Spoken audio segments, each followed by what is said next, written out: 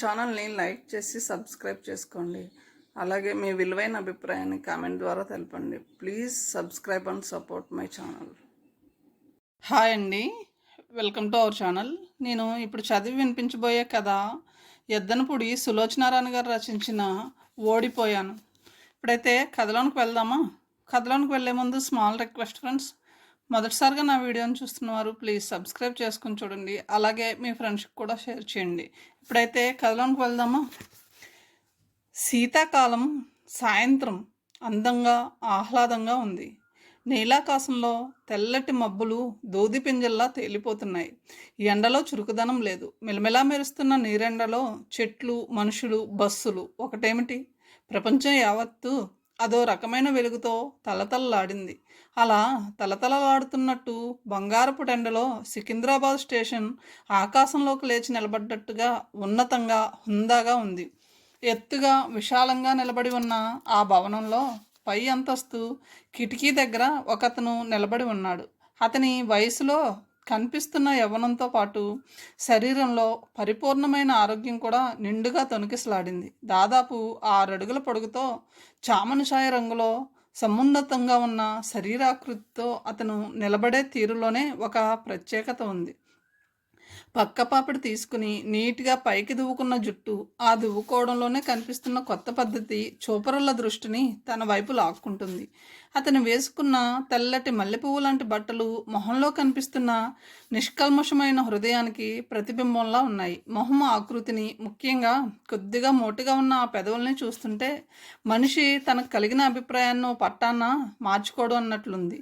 ఒకసారి దేనిపైనైనా దృష్టిని సారిస్తే చాలు, దాని సంగతి ఆశాంతం ఆకలింపు చేసుకోగలవు అన్నట్టున్న కళ్ళు క్రింద స్టేషన్లో వచ్చిపోయే బస్సులు, హడావుడిగా తిరుగుతున్న మనుషుల మధ్య ఎవరి కోసమో ఆత్రంగా వెతుక్కుంటున్నాయి.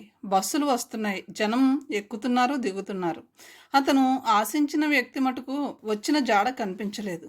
అప్పటికి 5వ సారి టైం చూసుకున్న అతను కళ్ళెత్తి పైన అనంతంగా కనిపిస్తున్న నీలాకాశం వైపు చూశాడు. తెల్లటి మబ్బులు గుంపులు గుంపులుగా కదిలిపోతున్నాయి. క్షణం సేపు వాటిని పరీక్షగా చూసి నిట్టూర్పు విడిచిన అతను మళ్ళీ అంతలోనే కళ్ళు క్రిందికి వాల్చాడు. బయట నుంచి నెంబర్ 7 డబుల్ డెక్కర్ మహాకాయాన్ని ఊపుకుంటూ లోపలికి వస్తుంది.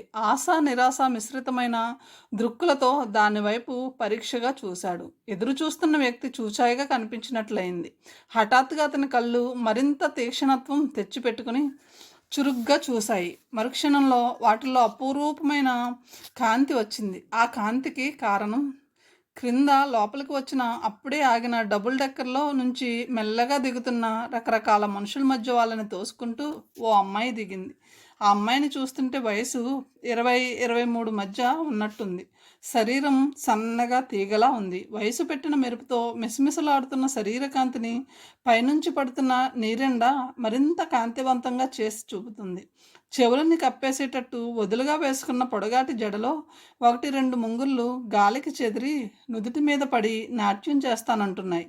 వాటిని విసుగ్గా ఎడం చేత్తో పైకి తోసుకుంటుంది. అందంగా కనిపిస్తున్న ఆ కోలమొహంలో కొనదేలిన ముక్కు పట్టుదలను చూపిస్తుంటే గులాబీ రేకుల్లా సున్నితంగా ఉన్న పెదవులు నవ్వటానికి సిద్ధంగా ఉన్నట్టున్నాయి. ఒకసారి ఎవరైనా సరే ఆ నల్లటి సోగ కళ్ళల్లోకి చూస్తే చాలు, జీవితాంతం వాటిని మర్చిపోదామన్నా మర్చిపోలేరు. ఆ కళ్ళల్లో సౌందర్యం అలాంటిది.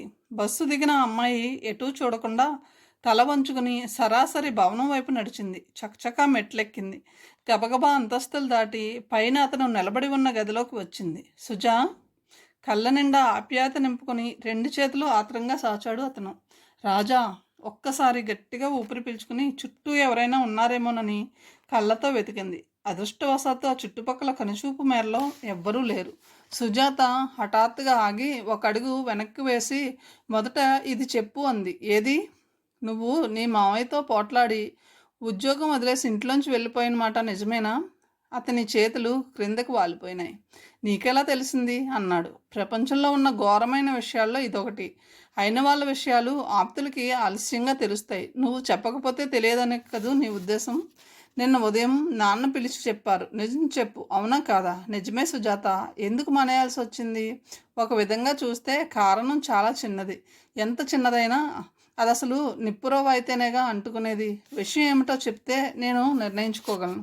రాజా కోపంగా భుజాలు ఎగరేశాడు. రేపు ఆస్ట్రేలియా నుంచి ఇండియాకు రాబోతున్న క్రికెట్ జట్టుతో టెస్ట్ మ్యాచెస్ ఆడడానికి నేను ఇండియన్ టీం కెప్టెన్గా సెలెక్ట్ అయ్యాను అని మామయ్యకి ఇష్టం లేదు. ఇది పాత పాటేగా. ఆయన వద్దండం, నువ్వు వెళ్ళడం. ఇది వరకు జోన్ మ్యాచెస్ కోసం ఎన్నిసార్లు ఇలా జరగలేదు. ఈసారి వేరు సుజాత. నేను మొట్టమొదటిసారిగా దేశానికి ప్రతినిధిగా నిలిచి ఆడబోతున్న మ్యాచ్ కెప్టెన్గా సెలెక్ట్ అవ్వడం అంటే మాటలు కాదు. సరే, అందుకని అది మామయ్యకి ఇష్టం లేదు. నేను మ్యాచెస్ ప్రాక్టీస్ కోసం బోల్డ్ అంత టైం వృధా చేస్తానని, అదంతా కంపెనీకి నష్టమని ఆయన ఉద్దేశం. అక్కడికి ఓపికగా ఎంతో నచ్చ చెప్పాలని చూశాను. వింటేగా వద్దు వద్దు ఒకటే మాట. వద్దనడంలో ఆయన తప్పేముంది? రేపు కంపెనీకి లాభాలు వస్తే నీకేగా. అయితే అందుకని మ్యాచ్ వదులుకోవాలా? కంపెనీ ఎప్పుడు ఉంటుంది, డబ్బు ఎప్పుడైనా సంపాదించుకోవచ్చు. కానీ జీవితంలో నాకు ఇలాంటి అవకాశం మళ్ళీ వస్తుందా? అయినా మనిషికి డబ్బైనా ప్రధానం, ఇంకేమీ అవసరం లేదా? ఇంత వయసు వచ్చిన తర్వాత నాకేం కావాలో నేను నిర్ణయించుకోలేను. ఆయన ఇష్టం వచ్చినట్టు ఆడడానికి నేనేం బొమ్మనా? చిన్నప్పుడే తల్లి తండ్రి పోతే కంటికి రెప్పలా చూసి పెంచి పెద్ద చేసిన ఆయనకి ఆ మాత్రం అధికారం లేదనా నీ ఉద్దేశం? ఉంది, కాదన్ను. కానీ ఆ అధికారం నా వ్యక్తిత్వాన్ని చంపేస్తానంటే ఎలా? అక్కడికి ఈ ఒక్కసారి ఎలాగైనా ఒప్పుకోమని బ్రతిమాలను. అసలు ఆయన్ని అడగకుండా ఒప్పేసుకోవడం నా నేరమట. లేడీ టైపిస్ట్ సంగతి ఏమిటి మరి? సూటిగా అతని కళ్ళలోకి చూస్తూ అడిగింది సుజాత. అదా? రాజా మొహం ఎర్రబడింది. అది అది నువ్వు అపార్థం చేసుకోక సుజాత. ఆ అమ్మాయికి ఇంట్లో చాలా ఇబ్బందిగా ఉందంటే తండ్రికి పక్షపాతం వచ్చింది. మందులకి దానికి చాలా అవుతుంది అంటే నేను ప్రతీ నెల నా జీతంలోంచి 50 రూపాయలు ఆ అమ్మాయికి ఇస్తూ వచ్చాను. అది మామయ్యకి తెలిసి కోప్పడ్డాడు. ఆ అమ్మాయిని పిలిచి తిట్టి అసలు ఉద్యోగంలో నుంచే తీసేశాడు. అందుకని నువ్వు వెంటనే మీ క్రికెట్ బోర్డు చైర్మన్ దగ్గర స్టెనోగా పని ఇప్పించావు, అంతేనా? అతని మొహం ఈసారి మరింత ఎర్రబడింది. సుజా అన్నాడు, ఆ అమ్మాయి మీద నీకు ఇంత ఆపేక్ష ఎందుకు కలిగిందో నేను తెలుసుకోవచ్చా? సుజా, భగవంతుడి సాక్షిగా నిజం చెబుతున్నాను. ఆమె పరిస్థితులు చూసి జాలి తప్ప నాకు ఇంకేం భావము లేదు. మగాడు ఆడదానికి సాయం చేస్తే ఆవురుమని ఏడ్చి అనేక వికృతార్థాలు తీసే దేశంలో మనం ఉన్నమాట నిజమే. కానీ మనసులో మరే ఉద్దేశం లేకుండా ఆయాచితంగా ఆడదానికి మగవాడు ఈ దేశంలో సాయం చేయడన్న సంగతి నాకు తెలుసు. ఆ మాట చెప్పి నువ్వు నన్ను మభ్యపరచగలవా? నా మీద నీకు నమ్మకం లేకపోతే అది కేవలం నా దౌర్భాగ్యం అనుకుంటాను. నిజంగా చెప్పు, నా మీద నమ్మకం లేదు నీకు? అన్నాడు అతడు తీవ్రంగా. అతని కళ్ళల్లో కనిపిస్తున్న తీవ్రతకి కొద్దిగా చలించిన సుజాత రెప్పవాల్చకుండా అతని వైపు చూస్తోంది. కాబట్టే ఈ విషయాలు నా నుంచి దాచావని కోపం వచ్చినా పట్టించుకోలేదు కాబట్టే నాన్నగారు తెలిస్తే ఊరుకోరని తెలిసి కూడా నిన్ను ఇలా రహస్యంగా కలుసుకోవడానికి వచ్చాను. పోనీ అదంతా సరే, నువ్వు ఎలాగైనా మీ మామయ్య దగ్గర మళ్ళీ చేరకూడదు. ఎంతైనా తండ్రిలా పెంచిన మనిషి. అదే ఆయన ధీమా. చీటికి మాటికి ప్రతి చిన్న విషయానికి దాన్నే ఆయుధంగా తీసుకుని విసురుతానంటాడు నా మీద. మళ్ళీ చేయడానికి నాకేమీ అభ్యంతరం లేదు. కానీ ఆయన పెట్టిన షరతు నీకు తెలుసు. అందులో తప్పేముంది?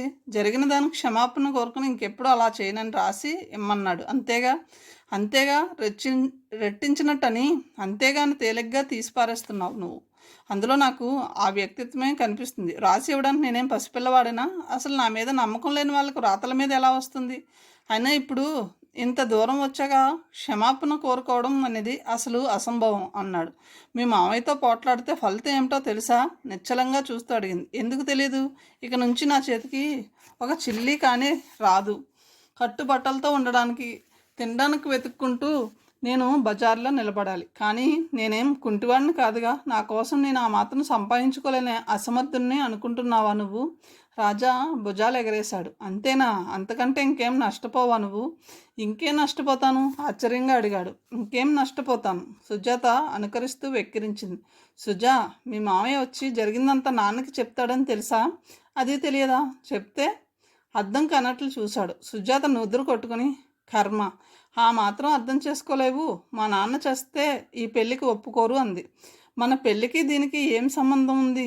ఎందుకు లేదు? ప్రపంచంలో ఎవరైనా చూస్తూ కూతుర్ని ఉద్యోగం లేని మనిషికి ఇవ్వగలరా? అందులో మా నాన్న. నేను ఎప్పటికీ ఉద్యోగం లేకుండా ఇలాగే ఉండిపోతానా? అదంతా అనవసరం. మా నాన్నకి అసలే నువ్వు క్రికెట్ ప్లేయర్ అని మొదలే ఇష్టం లేదు. చెప్పలేదు? మా అత్తయ్య మొగుడు క్రికెట్ ఆటలో నడుం విరక్కొట్టుకుని బ్రతుకున్నంత కాలం మంచంలో గడిపాడని. అబ్బా సుజా, ఆ సంగతి నువ్వు మీ నాన్న కలిసి ఇప్పటికి కనీసం ఓ 100 సార్లైనా చెప్పి ఉంటారు. వెన్నెముక జలధరిస్తుండగా అన్నాడు రాజా. ఇప్పుడెందుకు చెప్తున్నానో వినవేం? దీనికి తోడు నువ్వు మీ మావయ్యతో పోట్లాడి ఇంట్లోంచి వెళ్ళిపోయావని నాన్నకి తెలిసింది. ఈ సందు చూసుకుని నాన్న ఇంకెవరితోనూ ముడిపెట్టేస్తారు. నన్ను అసలు నీ మాట కూడా ఎత్తనివ్వరు. సుజాతకి దుఃఖం ముంచుకొచ్చింది.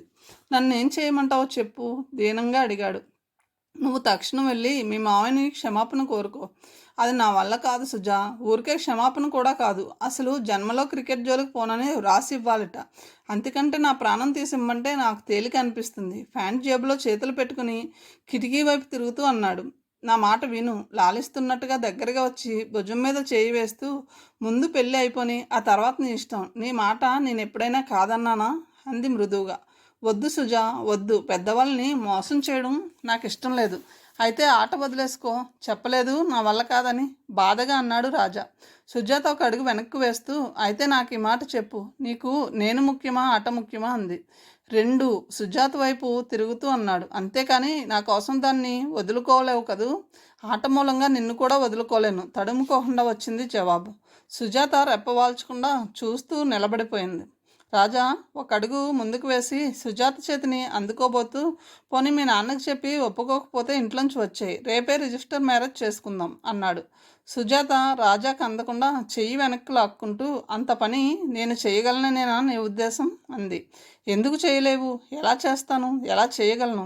ఆలోచించడం వరకే నేర్చుకుంది మా తరం. ఆలోచించిందల్లా ఆచరణలో పెట్టే ధైర్యం రావాలంటే మరో 3 తరాలు ముందుకు పోవాలి. అందుకని అయినా పెద్దవాళ్ళని కాదని మనం ఎలా బ్రతుకుతాం?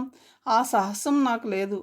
నన్ను నువ్వు పిరికిదాన్నని హేళన చేసినా సరే, నాకు కావాల్సిందల్లా తెలిసిందల్లా నువ్వు కావాలి అనుకోవడం అంతే. చెప్పు, నే కావాలా వద్దా? అతనికి కోపం వచ్చింది. సుజా అన్నాడు బిగ్గరగా. ఉష్, ఎవరైనా వింటారు. సుజా చుట్టూ చూసింది. నన్ను అర్థం చేసుకో సుజా. అయితే మ్యాచ్ వదులుకోవన్నమాటేగా. అడ్డంగా తల తిప్పాడు. ఆ మాట చెప్పడానికి ఒంట్లో ఉన్న శక్తినంతా కూడదీసుకుంటున్నట్టు అతని మొహమే చెబుతుంది. అంటే అంటే నేను అవసరం లేదన్నమాటేగా. సుజాత మొహం కోపంతో ఎర్రబడింది. కాదు సుజా, కాదు. కావాలి, ఎప్పటికీ కావాలి. ఈ జన్మకే కాదు, 1000 జన్మలు ఎత్తితే ఆ 1000 జన్మలు నువ్వు కావాలి. అంతేగాని ఇప్పుడు నువ్వేం చేయలేవు, అంతేనా? నా కోసం మ్యాచ్ మానలేవు, కనీసం అబద్ధం కూడా ఆడలేవు. ఇహ నీ మనసులో నాకు దేంట్లో ప్రత్యేకత చెప్పు. అబ్బా నన్ను చంపేకు. బాధగా కళ్ళు మూసుకున్నాడు. నువ్వంత బాధపడక్కర్లేదులే, నేను వెడుతున్నా సుజా. రాజా ఆదుర్దాగా కళ్ళు తెరిచాడు. నేను వెడుతున్నా, నా మాట విను. నా ఈ ఒక్క మాట నువ్వు వింటే జీవితాంతం నీ మాటలన్నీ నేను వింటాను. అతను మాట్లాడలేదు. వినవు కదూ? సరే. సుజాత వెళ్ళబోయి ఒక్క క్షణం ఆగి రోషంతోనూ కోపంతోనూ మెరుస్తున్న కళ్ళతో, నీ అసలు స్వరూపం నాకు ఇప్పుడు తెలిసింది. నువ్వింత స్వార్థపరుడు అని తెలిస్తే కనీసం ఊహించనైనా ఊహించగలిగి ఉంటే నీ నీడ కూడా తొక్కేదాన్ని కాదు అంది. సుజా. అతను ఒక అడుగు ముందుకు వేశాడు. నన్ను నా పేరుతో పిలవకు. ఈ క్షణం నుంచి సుజాత నీకు చచ్చిపోయింది. అయినా నీకు ఇప్పుడు కావాల్సిన సుజాత కాదుగా. గొప్పగా ఆడాడు అనే పొగడ్తలు, పేపర్లలో ఫోటోలు, పెద్దవాళ్ళతో పార్టీలు, ఫారెన్ వెళ్ళేందుకు అవకాశాలు. నీకు రాబోయే పేరు ప్రతిష్టలు ముఖ్యం కానీ వాటి మధ్య సుజాత మనసు మొక్కలైతే నీకెందుకు? చస్తే నీకెందుకు? అవును నిజమే, సుజాతని చేసుకుంటే నీకేం వరుగుతుంది అని ఒక క్షణం సేపు ఊపిరి పీల్చుకుని, కానీ నీకు ఎందులోనూ కలిసి రాదు. నా కన్నీళ్ళు నీకు శాపం కాకపోతే అంది. సుజా. రాజా వారిస్తున్నట్టు అరిచాడు. సుజాత ఆగలేదు, అంటూనే ఉంది. ఇప్పుడు దేన్ని చూసుకుని నన్ను గడ్డిపరక విలువ లేకుండా తీసేస్తున్నావో, వేటి కోసం నువ్వు ఆశల అలల మీద ఊగుతున్నావో అవి నీకు ఎండమావులు కాకపోతే? రాజా గుప్పెట్లలో కోపం ఆపుకుంటున్నట్టు బిగుసుకుంటున్నాయి. నువ్వంతా ఎదురు చూస్తున్న ఆ మ్యాచెస్లో ఓడిపోకపోతే వాక్యం పూర్తి కానే లేదు. నోర్మి. సుజాత చెంప చెల్లుమంది. రాజా కళ్ళు నిప్పులు కురుస్తున్నాయి. ఎంత ధైర్యం నీకు? నా మంచి కోరాల్సిన నువ్వు. రాజా ఆగిపోయాడు. క్షణం సేపు ఇద్దరి మధ్య భయంకరమైన నిశ్శబ్దం ఏర్పడింది. ఒకళ్ళని ఒకళ్ళు తీవ్రంగా చూసుకున్నారు. చూస్తుండగానే సుజాత కళ్ళల్లో గిర్రన నీళ్లు తిరిగాయి. చెదిరిపోయిన నీళ్లు సుళ్ళు తిరుగుతున్న ఆ కళ్ళని చూడగానే రాజా కోపం మంచులా చల్లబడిపోయింది. మైకం దిగిపోయింది. అప్పటికి తెలిసింది తనెంత హీనమైన పని చేశాడో. వెంటనే 2 చేతులు చాచి సుజా అంటూ బలంగా దగ్గరకు లాక్కుపోయాడు. కానీ అప్పటికే సుజాత మెరుపులా అతని చేతులకు అందకుండా తప్పించుకుని గిరుక్కున వెనక్కు తిరిగి రివ్వున పారిపోయింది. వెనక నుంచి అస్పష్టంగా సుజా అన్న పిలుపు గాలిలో కలిసిపోయింది. స్థానంలో నిలబడిపోయాడు. ఏం చేశాడు తను? ఏమైంది తనకి? ఇలా ఎందుకైంది? సుజాత గిరుక్కున తిరిగి వెళ్ళిపోవడంలో చేతిలో జేబురుమాలు జారి క్రింద పడిపోయింది. రాజా వెంటనే వంగి దాన్ని చేతిలోకి తీసుకుని అక్కడి నుంచి కదిలి గబగబా కిందకు వచ్చాడు. అతను వస్తుండగానే నెంబర్ 7 బస్సు రావడం, అందులో సుజాత ఎక్కడం జరిగిపోయింది. అతను దగ్గరగా వచ్చేసరికి బస్సు కదిలి వెళ్ళిపోయింది. సుజా అన్న పిలుపు అతని పెదవుల మధ్య ఆగిపోయింది. చాచిన చేతిలో జేబురుమాలు అలాగే మిగిలిపోయింది. వెళ్ళిపోతున్న బస్సులో సుజాత రాజాని చూస్తేనే గిరుక్కున్న మొహం తిప్పేసుకోవడం, చీర చెంగుతో కళ్ళు తుడుచుకోవడం, కనిపించిన దృశ్యం పదునైన రంపంలా మారి అతని హృదయాన్ని నిర్దాక్షిణ్యంగా చేర్చసాగింది. సున్నితమైన దాన్ని, అతి ప్రియమైన దాన్నేదో హత్య చేసినట్టుగా బాధపడుతూ చిత్తరువులా నిలబడిపోయాడు. సుజాత ఇంటికి వచ్చేసరికి తండ్రి హాల్లోనే ఎదురైనాడు. ఎక్కడికి వెళ్ళావమ్మా? రేణు దగ్గరికి నాన్నగారు. తనంటే ఏమాత్రం విలువలేని మనిషి కోసం తండ్రితో అబద్ధం ఆడడం ఎంత హీనం. రేణు ఇంతకు ముందే మన ఇంటి దగ్గర నుంచి వెళ్ళింది. నీకోసం వచ్చి చూసి వెళ్ళింది. సుజాత పెదవి కొరుక్కుని తడబడుతూ అలాగా అంది. మళ్ళీ వెంటనే తేరుకుంటూ బాగుంది. నేనేమో అక్కడ తన కోసం ఇంకా వస్తుంది అంటూ ఎదురు చూస్తూ కూర్చున్నాను అంది నవ్వు తెచ్చిపెట్టుకుంటూ. అమ్మాయి, బావ బొంబాయి నుంచి వస్తున్నాడని టెలిగ్రామ్ వచ్చిందమ్మా. లోపలికి వెళ్ళబోతున్న సుజాత ఆగిపోయింది. ఎప్పుడు? ఇంత క్రితమే. ఇదిగో పోన్లే, నేనే ఇంకా రమ్మని రాద్దామనుకుంటున్నాను అంటూ టెలిగ్రామ్ కూతురు చేతికిచ్చి వెనక్కు జరగలబడుతూ, ఏమిటోనమ్మా, నిన్ను చేతిలో పెట్టేస్తే నాకు నిశ్చింత అన్నారు. సుజాత మౌనంగా టెలిగ్రామ్ అందుకుంది. బావ ఎలాగూ వస్తాడు కాబట్టి ఇదేదో ఈసారి కదిపి తేల్చేయాలి. వాడికి ఇష్టమైతే అత్తయ్యదేం లేదు మెల్లగా అన్నారాయన.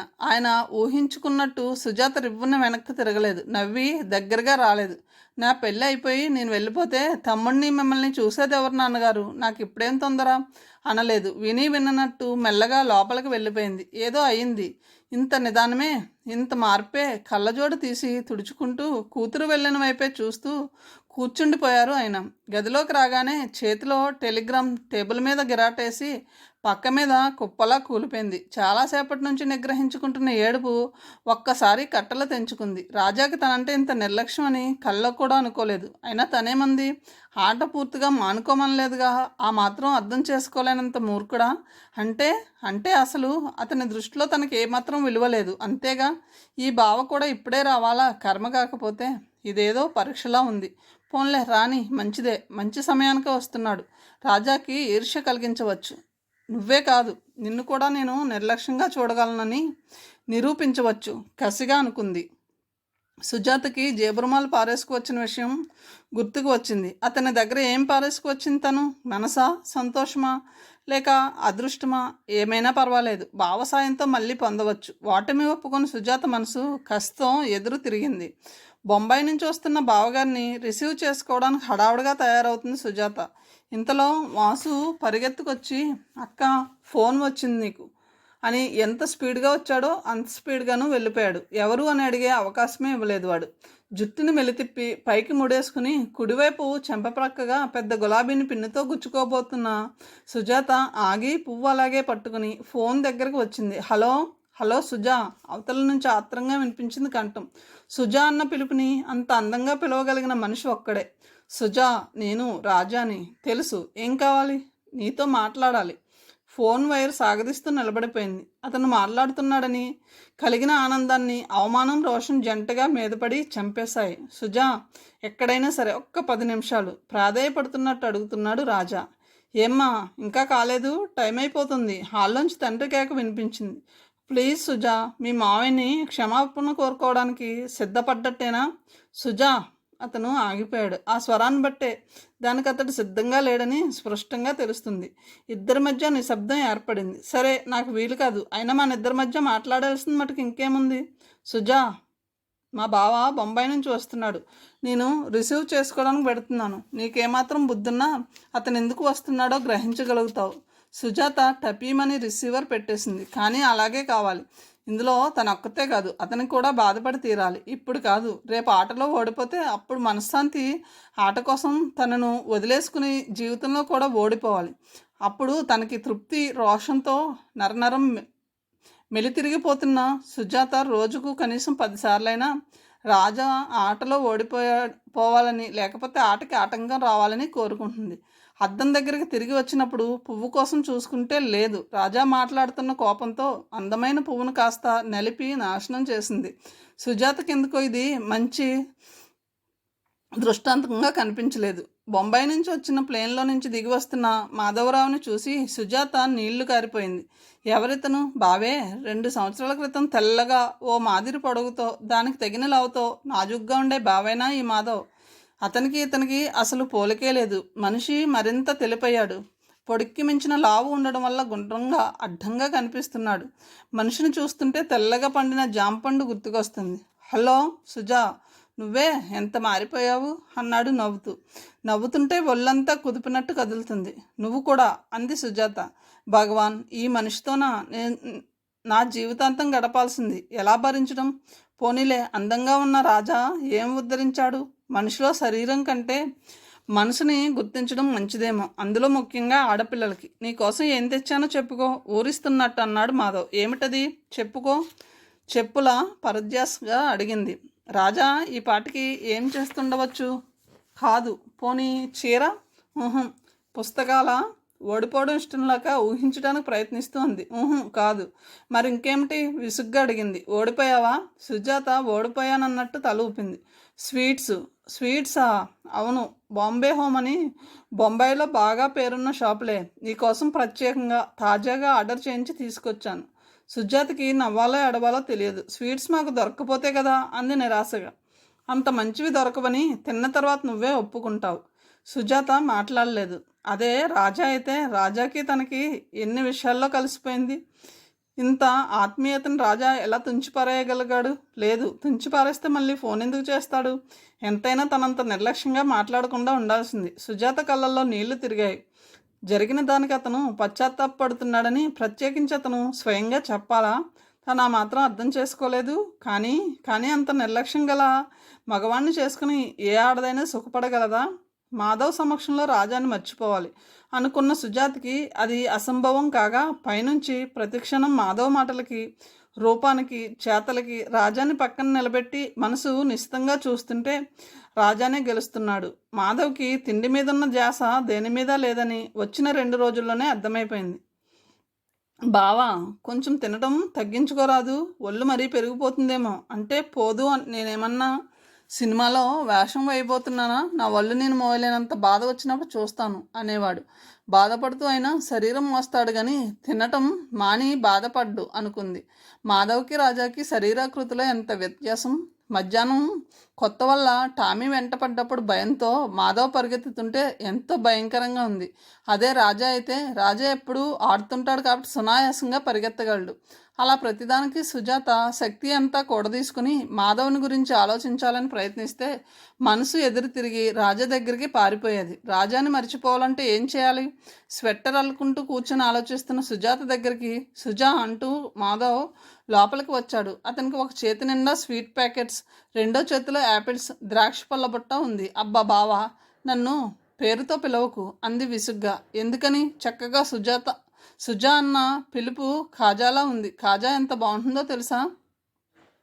తెలీదు, కానీ నన్ను ఆ పేరుతో పిలవద్దు. ఇది వరకు ఒక స్నేహితుడు నన్ను ఆ పేరుతో పిలిచేవాడు. అతను ఇప్పుడు లేడు. చచ్చిపోయాడా? అయితే నేను కూడా పిలవను భయంగా అన్నాడు. అబ్బబ్బా, చిచి, అదేం మాట. ఇంకేదైనా నువ్వు స్వయంగా పెట్టుకో త్రుళ్ళి పడుతూ అంది. స్వయంగానా? అంటే నాకు ఇష్టమైందా? మాధవ్ క్షణం సేపు కళ్ళెత్తి పైకి చూసి సీరియస్గా ఆలోచించి వెంటనే చిటిక వేస్తూ కరెక్ట్. బాసంది అంటే నాకు ఇష్టం. బాసంది అని పిలుస్తాను అన్నాడు. సరే, ఏ మాట ఎత్తినా తిండి వైపు తిప్పి ఈ మనిషిని మార్చడం ఎలా? సాయంత్రం పబ్లిక్ గార్డెన్కి పోదాం బావా అంది ప్రసంగం మారుస్తూ. ఓకే అన్నాడు అతను. చూడు, నీ బుట్టలో మంచివి చూసి నేను సెలెక్ట్ చేస్తాను, సరేనా? మా అమ్మ నీకు ఉత్తరం రాసిందేమిటి అన్నాడు మొహం అదో మాదిరిగా పెట్టి. లేదే. ఎందుకు? ఆశ్చర్యంగా అడిగింది. నేనెప్పుడు ఏ బట్ట వేసుకోవాలో తనే సెలెక్ట్ చేస్తుంది. నాకేం తెలియదని మా అమ్మ ఉద్దేశం. అందుకని. కర్మ. మనసులోనే నెత్తి బాదుకుంది సుజాత. ఈ పెద్ద మనసుతో జీవితాంతం కష్ట సుఖాలను ఎలా పంచుకునేది? ఇంతలో వాసు, అక్క, సావిత్రమ్మ గారు ఏమిటో పంపించారే అంటూ లోపలికి వచ్చాడు. వాసు వెంట వచ్చిన నౌకరు ఓ పళ్ళెం సుజాత ముందు పెట్టాడు. ఆరి కోడలు గారు వచ్చారండి సారే చెప్పి రంగడు వెళ్ళిపోయాడు. ఏమిటివి స్వీట్లాగా ఉన్నాయి? మాధవ్ పళ్ళెం మీద కప్పిన పూలగుడ్డ తీసి చూశాడు. బావా సుజాత వారించే లోపలే అబ్బో చలిమిడి ఎంత బాగుంటుందో తెలుసా? మాధవ్ పల్లెల్లో ఉన్నది తీసుకుని ఉండలుగా చేసి మింగసాగాడు. సుజాత పెద్ద పెద్ద కళ్ళతో అతని వైపు చూస్తూ రాయిలా బిగుసుకుపోయింది. సాయంత్రం మాధవ్ని మల్లెపువ్వు లాంటి బట్టలు వేయించి పబ్లిక్ గార్డెన్కి తీసుకెళ్ళింది. మంచి బట్టలు వేసుకుంటే మాట్లాడకుండా ఉంటే దూరం నుంచి చూస్తే మాధవ్ విగ్రహం బాగానే ఉంటుందని సుజాతకు తెలుసు. మాధవ్ని కావాలని అలా తీసుకెళ్లడంలో అసలు ఉద్దేశం అక్కడెక్కడన్నా రాజా కనిపిస్తాడేమోనని, తనంటే ఏమాత్రం లెక్కలేదని, అసలు మర్చిపోయిందని రాజాకి గుర్తు చేసి అతనిలో ఈర్ష్యని రగిలించాలని సుజాత మనసులో మారుమూల చిన్న కోరిక. సాయంత్రం పూట అలా షికారుగా ఆ ప్రాంతానికి రాజా రావచ్చుననే ఆశ మాధవ్ని వెంటబెట్టుకుని తీసుకువెళ్లేలా పురిగొల్పింది. ఇద్దరూ వచ్చి కూర్చున్న కొద్దిసేపటికే మాధవ్ దూరంగా కనిపిస్తున్న కేఫ్ని చూస్తూ వెళ్ళి ఒక కప్పు కాఫీ తాగి వద్దామా అన్నాడు. ఇంత క్రితమేగా టిఫిన్ తిని కాఫీ తాగి వచ్చాం అంది సుజాత ట్రాన్సిస్టర్ తిప్పుతూ. ఇంత క్రితం ఎక్కడ? మనం తీసుకున్నది 4 గంటలకి, ఇప్పుడు 6 కావస్తుంది. మాధవ్ ఆశ్చర్యంగా అన్నాడు. నీకు కావాలంటే వెళ్ళి తాగిరా, నేను రాను కోపంగా అంది. బాసంది, నీకు బొత్తిగా తిన్నంటే గెట్టదు, ఏదో టైం కాస్త అన్నం కెలుగుతావు అంతే. చూస్తున్నాగా నేను. అబ్బే లాభం లేదు, నువ్వు కాస్త లావు కావాలి. పోనీ నువ్వు సన్నపడకూడదు? ఇంతకంటే సన్నం ఉంటే ఏం బాగుంటుంది? మాధవ్ లేచి కేఫ్ వైపు వెళ్ళిపోయాడు. సుజాత మొహంలో కఠినమైన భావం ఒకటి తొంగి చూసింది. ఇలాంటి వాళ్ళని పెళ్లి చేసుకునే కంటే అసలు ఆ జన్మంతం కన్యగా ఉండిపోవడం 1000 రెట్లు సుఖం. ఒళ్ళో పెట్టుకున్న ట్రాన్సిస్టర్ వింటున్న సుజాత చూపులు దూరంగా అక్కడక్కడా తిరుగుతున్న మనుషులను పరీక్షగా చూస్తున్నాయి. రాజా ఏం చేస్తుంటాడు ఈ పాటికి? క్షణం తీరిక దొరికితే చాలు మనసు ఇది ఆలోచిస్తుంది. మళ్ళీ అతని జ్ఞాపకం వస్తేనే మండిపడుతుంది. దూరంగా తిరుగాడుతున్న ఆ భార్యాభర్తల్లో అతను ఎవరో వెనుక నుంచి చూస్తే రాజాలాగానే ఉన్నాడు. ఇద్దరు ఏదో మాట్లాడుకుంటూ పక్క పక్కన నడుచుకుంటూ వెళ్తున్నారు. మెల్లిగా చీకట్లు వ్యాపిస్తున్నాయి. గోళ్ళకి చేరే పక్షుల కలకలం ఎక్కువైంది. దూరంగా నడుస్తున్న వాళ్ళిద్దరూ అటు నుంచి తిరిగి ఇటే వస్తున్నారు. అతను ఎవరో రాజాలానే ఉన్నాడు. తమాసా, ఈ ప్రపంచంలో మనిషిని పోలిన మనుషులు ఎంతమంది? అతన్ని దగ్గరగా చూడాలని సుజాత లేచి నిలబడింది. అతను కూడా పరీక్షగా ఇటే చూస్తున్నట్టు అనిపించిన సుజాత సిగ్గుపడి వంగి ట్రాన్సిస్టర్ అందుకుంది. తన రాజాని తప్ప పరాయి మగవాళ్ళని పరీక్షగా చూడడం ఇదే మొదటిసారి. అతను గబగబా సుజాత వైపు అడుగులు వేశాడు. సుజా అన్న అతను రాజా పోలిన మనిషి కాదు, స్వయంగా రాజానే. హఠాత్తుగా అతనే కనిపించడంతో ఏం మాట్లాడాలో తోచలేదు. ఎవరు? కొద్దిగా వెనుకబడిన అమ్మాయి రాజాని చేరుకుంటూ ఆదుర్దాగా అడిగింది. క్షణం సేపు సుజాత చూపులు రాజాని ఆ అమ్మాయిని మార్చి చూశాయి. సుజా, నేను చెప్పలేదు మావయ్య తీసేశాడని? Lady typist. రాజా వాక్యం పూర్తిగానే లేదు. సుజాత గిరుక్కున తిరిగి వెళ్ళి కారులో కూర్చుని స్టార్ట్ చేసింది. కారు ముందుకు వచ్చేస్తుంటే అరసగం సేపు కళ్ళు తిప్పి వాళ్ళ వైపు చూసింది. రాజా నిలబడిపోయి ఉన్నాడు. ఆ అమ్మాయి ఏదో అడుగుతుంది. సుజాత హృదయం ఈర్ష్యతో బగ్గుమంది. ఏ ఆయుధం తీసుకుని అతన్ని బాధ పెట్టాలనుకుందో అదే అనుకోకుండా ఎదురు తిరిగి తన మనసులో గుచ్చుకుంది. ఎంత దురదృష్టం! ఇంటికి వచ్చిన తర్వాత కానీ మాధవ్ని కేఫ్లో వదిలేసి వచ్చినట్టు గుర్తు రాలేదు సుజాతకు. అనుకున్న రోజు వచ్చింది. మొదటి ఆట మద్రాసులో మొదలైంది. విజయం ఎవరికైనా ఒకటే, సరదా కోసం ఆడుతున్నాం అంతే. విజయం మాకు దొరికితే గర్విస్తాం, మీకు దొరికితే మిత్రులుగా సంతోషిస్తాం అన్నాడు ఆస్ట్రేలియన్ కెప్టెన్. చూసావా ఆ మాటల ధోరణి? గెలిపేలాగు మాదే అన్నట్టుంది అన్నారు ఎవరో. ఎంత గర్వం!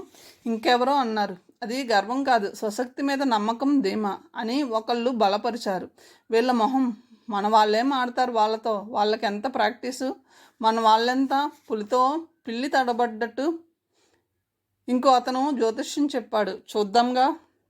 ఈసారి మన టీంలో ఉద్దండులు ఉన్నారు. ఒక అతను ఆశ కనపరిచాడు. ప్రతి చోట తమకు అనుగుణంగానే పడే టాస్ ఈరోజు వ్యతిరేకంగా పడడంతో ఆస్ట్రేలియన్ కెప్టెన్ ఉలిక్కి పడ్డాడు. బ్యాటింగ్ మాది అన్నాడు రాజా నిశ్చలంగా కొద్ది భుజాలు ఎగరేసి. ఆట మొదలైంది. మొదట వచ్చిన ముగ్గురు ఎక్కువ స్కోర్ చేయకుండానే వెంటనే అవుట్ అయిపోయారు. చూసావా, నేను చెప్పలా ఎలా ఎగిరిపోతున్నారో చిలకల్లా అన్నాడు పక్షపాతి. ఆగాగు, అసలైన వాళ్ళంతా ముందే ఉన్నారు. అడుగో కెప్టెన్ రాజా వస్తున్నాడు అన్నాడు ఆశావాది నీరసంగా. 4వ బ్యాట్స్మెన్గా రాజా వచ్చాడు. నిన్ను ఎగరగొట్టడం ఎంతసేపులే అన్నట్టు చూశారు ఎదుటి వాళ్ళు.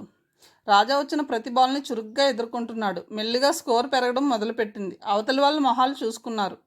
ఆస్ట్రేలియన్ కెప్టెన్ బౌలింగ్ చేసే అతనికి కన్ను గీటి సంజ్ఞ చేశాడు. బౌలింగ్ చేసే అతను ఈసారి తెలివిగా ఎవరూ ఊహించని విధంగా బాల్ విసిరాడు.